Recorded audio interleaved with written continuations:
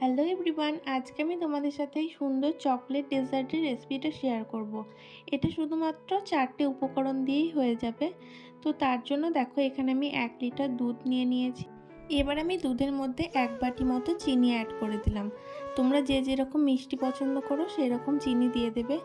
এবার আমি এর মধ্যে 1 চামচ কোকো পাউডার অ্যাড করে দিলাম। এবার এটাকে আমি কন্টিনিউয়াসলি নাড়তে থাকবো।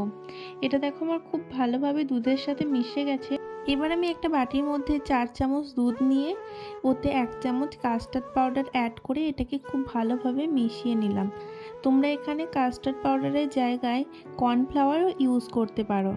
এবার এটাকে আমি ওই দুধ আর কোকো পাউডারের মধ্যে দিয়ে কন্টিনিউয়াসলি নাড়তে থাকবো, না হলে এটা লেগে যেতে পারে। এইভাবে 5 মিনিট নাড়ার পরে দেখবে এটা অনেকটা ঘন হয়ে এসেছে, তখন বুঝতে পারবে যে এটা হয়ে গেছে। আর কিছুক্ষণ এভাবে হাই ফ্লেমে রেখে দেবো আমি, তাহলে এটা আমার একদম রেডি হয়ে যাবে। তো দেখো এটা আমার রেডি হয়ে গেছে। এবার এটা আমার হালকা ঠান্ডা হয়ে যাওয়ার পরে একটা বাটির মধ্যে আমি ঢেলে নেব। দেখো এখানে আমি একটা বাটির মধ্যে ঢেলে নিচ্ছি।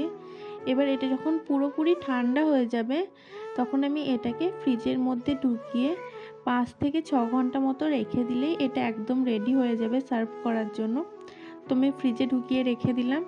এবার 5 ঘন্টা পরে দেখাচ্ছি। দেখো এটা কতটা সুন্দর হয়ে গেছে, তোমাদেরকে কেটেও আমি দেখাচ্ছি কতটা সুন্দর লাগছে।